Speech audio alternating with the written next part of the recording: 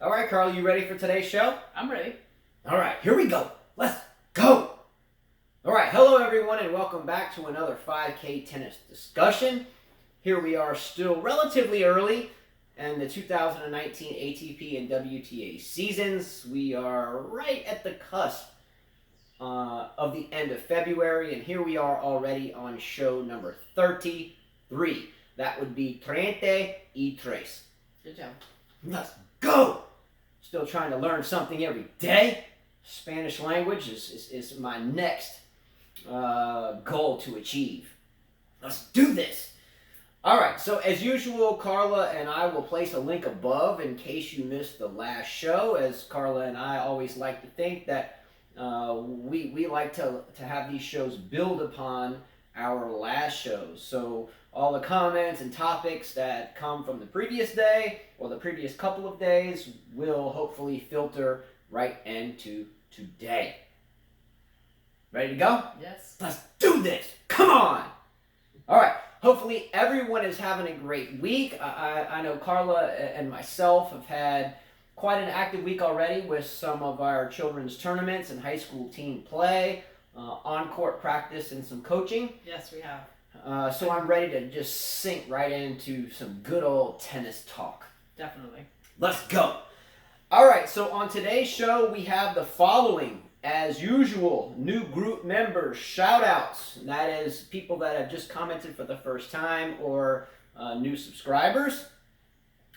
Number 2, this is a secretive topic that I beat Carla 6-1 the other day, 2 days ago. What? I won the first set 6-2 and then you won 6-1 and we didn't finish due to time and his knee. He has a bad knee. No. Justin, anytime. Wait a minute. How can you say you beat me 6-1? Because I beat her 6-1. Anytime we go out to the tennis court, she knows I'm a slow starter. So I go out there and I'm hobbling around on my right knee a little bit. Once my knee gets warmed up, which happens after the first set, I win. And that's exactly what happened. So we'll get into that soon. You lost 6-1 by me. How can you call me Sharapova?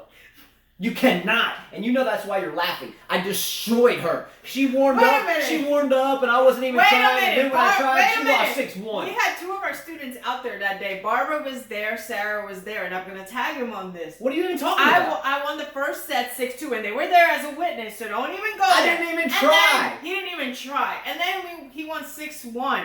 Exactly. I was playing in basketball shoes. My kids' basketball shoes. Oh my gosh. I was playing on a pair of slick bottom of Adidas Barricade with holes that stuck through to my socks.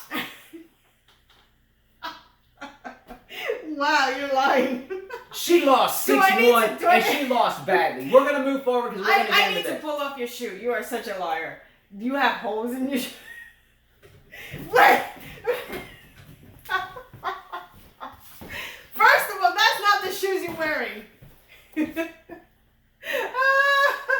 Oh my gosh. Anyways, good excuse, Justin. Good excuse? Good excuse.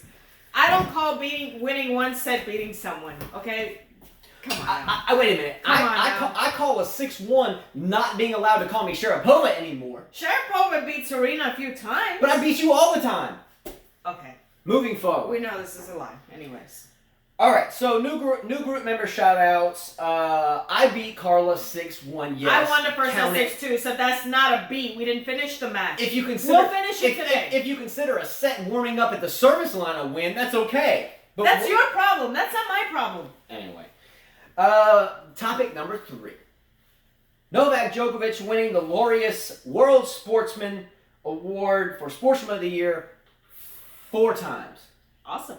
Federer won it 3, Nadal won it once, and I think Tiger Woods has won it a couple of times. Federer won it 5 times. 5 times. Yes. And as well, I think that LeBron James, the basketball player, was nominated for it as well. Yes. All right. We're going to talk about the Davis Cup. And for the viewers and people out there in your own respective countries, talk about, in comments, your Davis Cup teams, the captains. Mm-hmm. I know we have a new captain this year that took over for Jim Courier, which is Marty Fish. Yeah. And I think from a team perspective, the United States has a pretty deep team. They have a pretty solid team, yeah. You know, where other competitors have, you know, 1 or 2 players. I think we don't have any great players. But it's pretty fair. But we have a pretty depthy team of solid players. Yes. So we will talk about how this year's Davis Cup unfolds. We will also talk about Felix Auger-Aliassime, the young Canadian player that Carla and I have spoken about at length for a while. We will talk about the Opelka versus Del Potro match and Del Potro in general. We will talk about Kukushkin from Kazakhstan that took out Shapovalov and then followed that by taking out Rublev.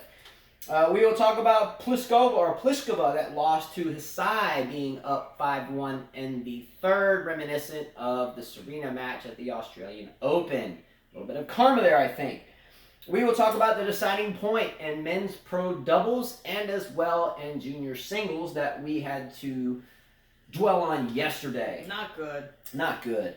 Nick Kyrgios booed off the court after his loss yesterday. Again, I've given Kyrgios a really hard time, but based on his comments, I'm beginning to feel where Kyrgios was coming from, so we'll talk on that. I don't feel him. Benoit Pierre smashes a racket after a really great point against David Goffin, who, by the way, is a better player altogether, so I don't know why you smashed the racket, Benoit Collar Pierre. Because that's his signature thing. But we'll talk about that as well. And we will finish the show with my own, that's me, Justin, my own first bet that I will offer anyone out there. As we have begun the show, Carla's had a couple of bets that have been involved with Djokovic winning something or maybe not. I'm going to bet that Federer wins something or maybe not, but the only way I accept this bet is if someone takes it on head-to-head with me. Carla has done hers with no head-to-heads, except for Rajesh this year. But if you want to... And Kane, which has not shown up in the show, so maybe he backed out. Yeah, I don't know. He didn't want to buy you that racket. He didn't want to buy you that racket. Or maybe he's just super busy. Maybe so. I think he got scared about buying you that racket.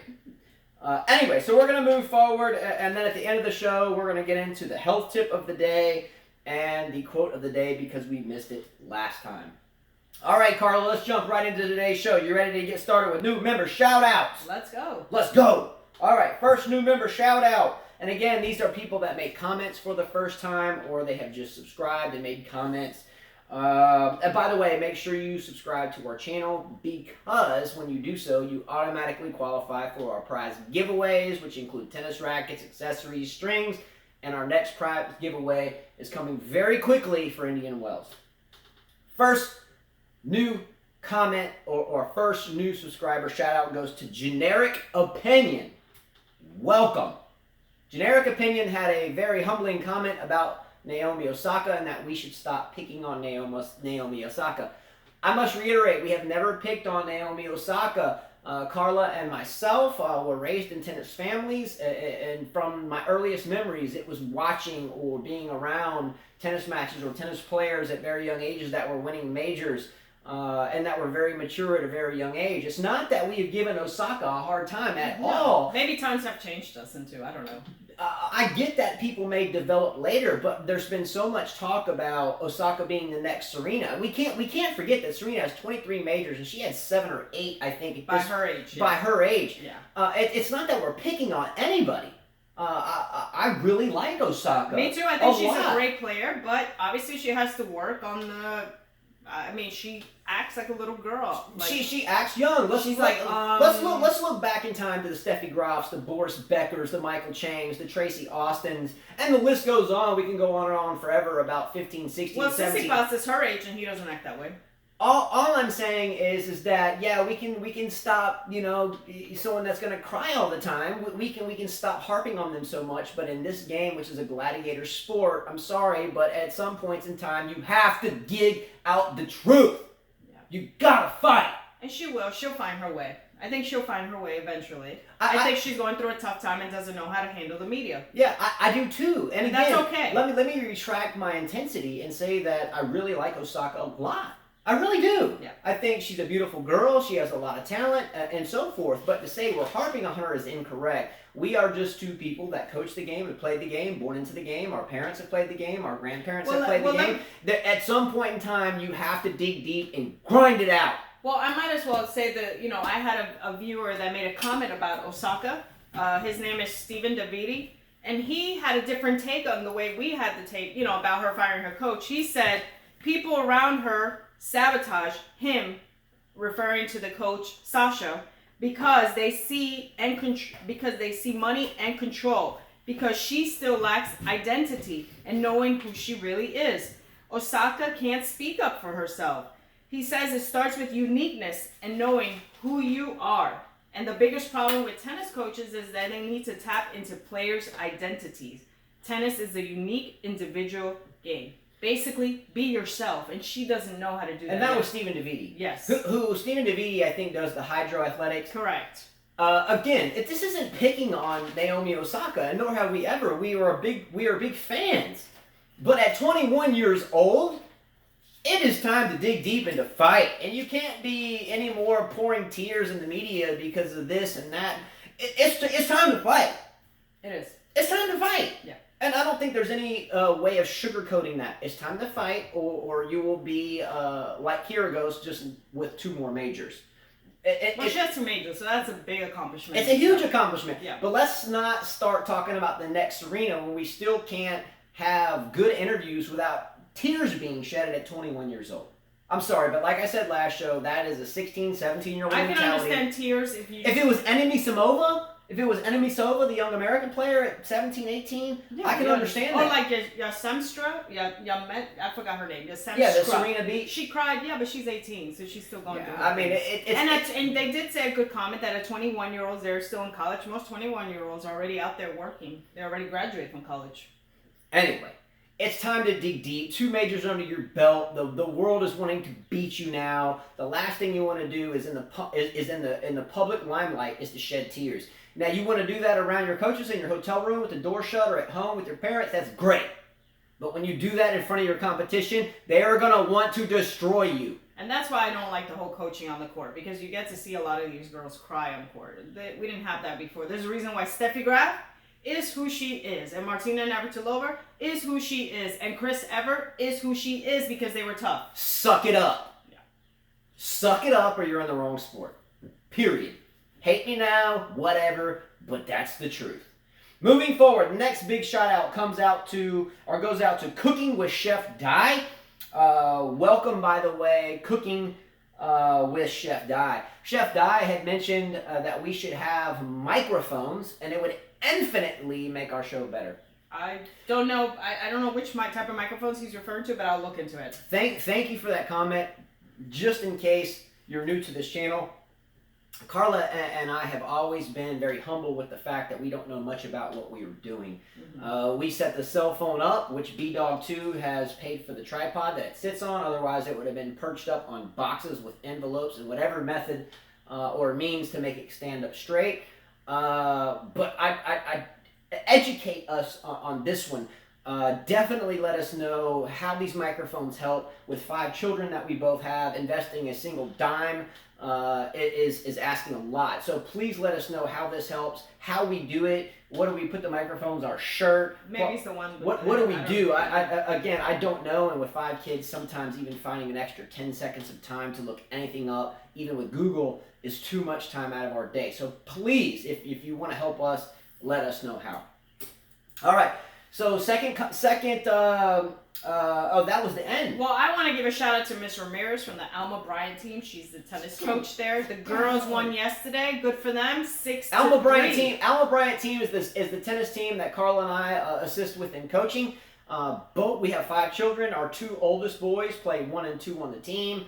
Our oldest boy Jonathan lost a tight singles match yesterday, and he won his doubles, so that makes him 10-1. Yeah. 10-1 on the year. And then our younger son Chris, who plays number 2 on the team, won his singles and won his doubles, which keeps him at a perfect 11-0. And congratulations to Chris and the other team. Also, he won his. He also has an undefeated record. Who is Chris on the other team? The second Chris. We have Christopher and Chris, number 4. Oh yeah.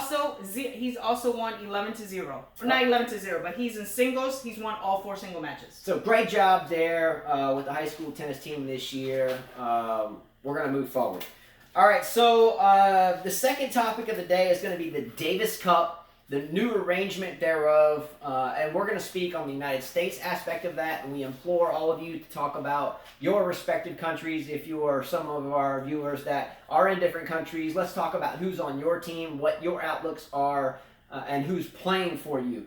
I know that there are new rules this year. Yes. It's a big multi-stew change-up. It's gone from a around the calendar year, different locations and so forth, to kind of a qualifying round per se, to an end-of-the-year tournament in November. Yes. Right? Yes. So the only thing I want to say is that this year we have Marty Fish that took the place of Jim Courier as the United States coach. I personally have met Marty Fish at a event in Mobile, Alabama, where the Bryan brothers and Andy Roddick and Marty Fish came in for a charity event. And I want to say, I don't want to get my years wrong, but somewhere around maybe 04, 05, somewhere in there. Marty Fish is a very nice gentleman. He's had his health issues and so forth and recovered from them.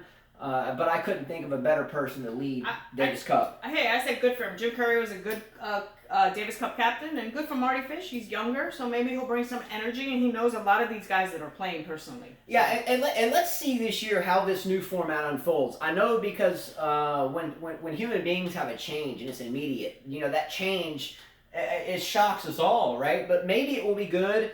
Or a better change, maybe it will not be. But this year on the United States Davis Cup team, we have Ryan Harrison, Sam Querrey, John Isner, Mike Bryan, Jack Sock, Steve Johnson, and Francis Tiafoe. Yeah, and we know that they're going to switch. They might add a few people. They'll probably add Opelka because he's doing pretty good this year. Yeah, and I noticed Bob Bryan's not here, maybe because he had the hip surgery. Right, so they were unsure of him, so maybe they'll add him, take someone out, so they have a pretty decent team. Yeah, so it's not bad depth. Are any of these players incredible? No. But when we get into who the United States is facing, no matter what the country is, they may have one grand champion. Let's say, hypothetically, the United States was facing Serbia. Well, we have Djokovic that would beat everybody without question, and then the rest of the team would be subject. So I think if you look at the lineup, that the U.S. from a team perspective should have a really good chance of winning the Davis Cup. Team, yes. If we're wrong here, please let us know in comments. Let us know who your coach is. Let us know who your players are and why you think they may overcome the U.S. I think France has a chance. I think I think Spain has a chance, and I think Russia has a chance. Outside of that, with the depth of teams, I think the U.S., Russia, Spain, and France are the top four teams at this point. Croatia too. Croatia as well, but I still don't think they have the depth on both sides. They have quite a few. They have Chilik. They have Koric. There's a few other players too that I'm forgetting that are Croatian. I thought Koric was Serbian. No, he's from Croatia. Okay. Well, he's not Serbian. I wrote it down. All right, moving forward, Novak Djokovic wins the Laureus Award for the fourth time. Great achievement. Novak Djokovic won Sportsman of the Year in 2012, 2015, 2016, and now 2019. Along the way, other nominees were the likes of LeBron James, Eliud Kipchoge from Kenya, the marathon runner, Kylian Mbappe from France, Tom Brady, Tiger Woods. Tiger Woods won it the most improved. They have 4 categories. Okay, so Tiger Woods has been there. He's won many too. I'm still questioning why Tom Brady has never won this. I don't know. Maybe he has. Maybe he has. I know. Actually, I went through the whole list. He's never won it. Roger Federer's won this 5 times. Yeah. Let's go. Yeah.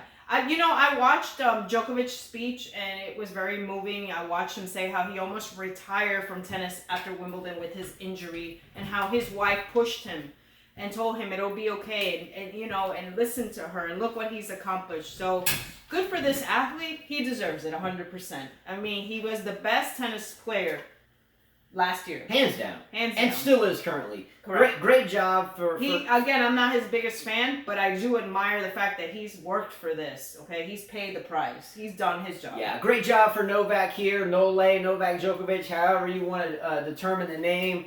Great job here.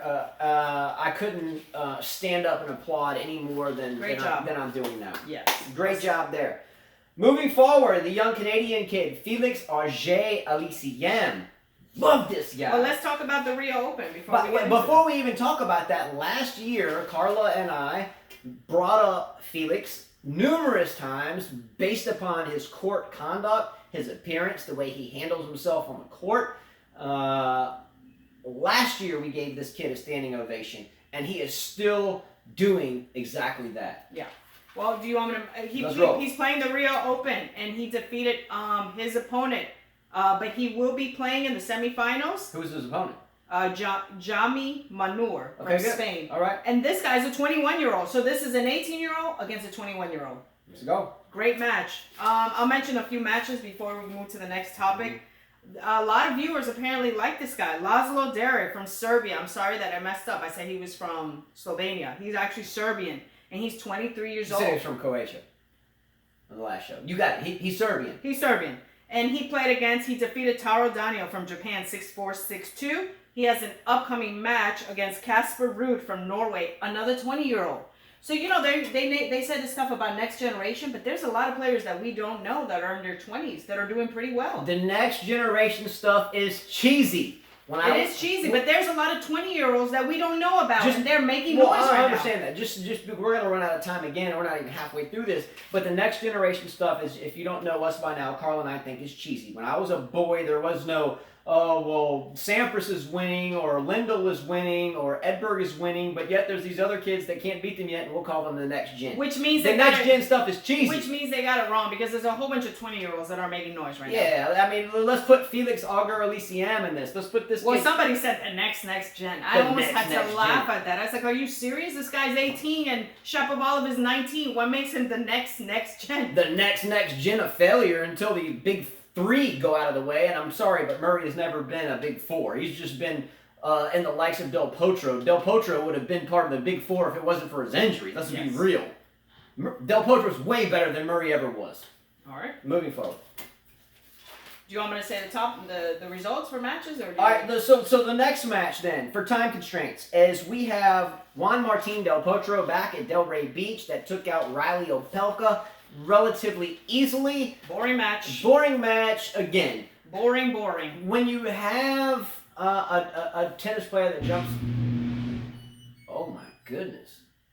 That was pretty deep, but I don't think we lost camera because it wasn't tied into the power. Woo-hoo! Let's go! Our power just flickered, but that's cool.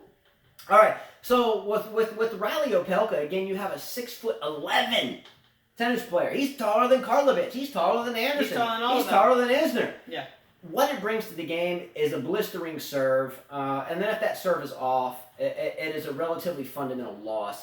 And that's what happened yesterday. He was no match for Potro. It was boring. He had a serve, but the strokes are the same as Isner. There is no solid strokes. I'm sorry. Anybody that tells me different is wrong. And the serve just wasn't there yesterday. Yeah. I mean, his first serve percentage was low. I don't know what it was, maybe 60, 70%. But when you rely on that to win, and it's at 60, 70%, and then you're losing like 60% of your second service points, which I think is the statistic, you're going to lose, and that's what happened. And Potro wasn't even... he wasn't even playing well. He wasn't even playing well. Yeah, and usually like Del Potro's all slumped over and like, yeah, there was none of that yesterday. He was beaten easily, and again, to Opelka, is to Isner, is to Anderson, is to Karlovic, is to Query. They're all the same player. And again, I'm not knocking on these guys, but a big server is a big server. You have to be able to play the court. Yeah. And it just didn't happen. Let me say a few matches. We watched Mackenzie McDonald play yesterday and beat Guillermo Garcia Lopez from Spain. Good match for McDonald. We have never seen him play before. And Nick Kyrgios. We're going to talk about... Boot off court. Look, we'll touch on this quickly. We have both given Nick Kyrgios a really tough time over the past year. And for good reason. The gestures on the sideline, sexual in nature, the lack of wanting to try. But yet this latest statement that he made where he stated to those that were like, boo, boo, I came here to buy your tickets. He said, I don't ask you to buy my tickets. It's almost like the crowd laps up the opportunity to watch it, and then they complain when they see it. You know what I mean? He lost in 3 sets to Radu Albert from Spain. He yelled at the spectators saying, no one told you to be here. Why don't you do something else? And then he went at the linesman. He said, good stuff, chum, because he was called a penalty for cursing. Yeah, again. Sorry, I think he's garbage. I don't agree with you. Well, no, I'm not saying he's not a player that needs a whole lot of help. I'm just saying that I don't blame him. Don't play tennis. I don't blame him for telling the crowd the truth. It's not like he solicits the ticket buyers to come watch his matches. At the same time, I think the ticket buyers are expecting some drama, and they get that drama. I think, look, I'm not telling you Kyrgios is a great disciplined player. Obviously, he's not. But with his last statement to those that booed him off was basically this: I didn't ask you to buy my tickets. He didn't. They bought them. He's right about that. But you know what you guys need to do is stop going to his matches. All right, moving forward. This is a quick one. Kukushkin from Kazakhstan took out Denis Shapovalov. Her longtime forecast of the next number one that now can't win He's a match. 19. Kind of like she can't beat me when I beat her 6-1. Wait a minute, he's won a few matches. He's 19 years old. Don't take the guy out. And then took out Rublev, the young Russian player who I think is a really, really, really fine player. Good job for Kukushkin to push through these two matches. Yes. Next, Pliskova. Carolina Pliskova loses to Hasai from Taiwan after being up 5-1 in the third, reminiscent of how Pliskova beat Serena, being up 5-1 in the third against Serena. Yeah, I think, ever since she opened her mouth about Osaka, that someone had to play. The only way that someone could beat her is playing that well. Yeah. And then she wouldn't have a chance in the next round. Yeah. She's almost dying of karma. With Renee Stubbs as her coach and Conchita Martinez, I don't see them doing anything for her game. She looks the same to me. Pliskova's statement after Osaka beat her at the Australia was something like this: well, she wouldn't have beat me. I'm not quoting him, but I'm close to the vibe. She wouldn't have beat me if she wouldn't have played the best match of her life. Okay, scratch that. Pliskova just played Allison Risch and barely squeaked by her 7-6, 7-6. I guess Allison Risch played the best match of her life too. And now Hasai beats her at her own game, up 5-1. Hasai comes back down 5-1 and wins 7-5, rolls off strict state games. So I'm guessing Miss Pliskova, who I like a lot. I don't. I like Pliskova a lot. I do. think she needs to get in the gym and put some muscles on, honestly. But Pliskova, this is karma here. You cannot go around talking about people only beat you because they played the best they could ever play and never could be replicated, and only to get almost drilled twice by people that are half as good as you are. Well, Sai is on a match right now with Petra Kvitova. They were even on, they split a set, so they're on the third set. We'll see who wins that match. All right, rolling through here. Deciding point in men's pro doubles and in junior singles. This is quick. Carla and I watch a lot of doubles, and we watch our boys play singles and doubles as juniors. There's a deciding point in all of it. I don't see the... let's just say the other day or yesterday, our oldest son Jonathan was playing a service game, and he had double break point at 15-40. It got tied up at deuce, only to have a deciding point and lose it. I find the deciding point, in other words, no ad scoring, to be a shot in the foot. It is. It's a coin toss. It's almost like you're rushing these people to get off the court. You're rushing the men's doubles. You're rushing the junior players off the court. It's like, who cares? Just get off of my court so I can shut the lights out. I understand that. This is called watering down tennis. Again. Watering down tennis, easy in, easy out, who cares? Yesterday I watched my oldest son lose a match, and I'm not making excuses, but because of all the deuce games that had a deciding point and went one way or the other, there was almost no chance of even trying to make that back. You know what I mean? Yeah, there's no excuses for his loss. I'm just saying in general, they even do this in college. There should not be a deciding point. This is not how tennis is played in the professional singles tour. And then especially pro doubles. I mean, it's like almost you're pushing someone off the court. It's like deciding point. Definitely was exciting to see the Bryan brothers. They played against a team who won the New York Open.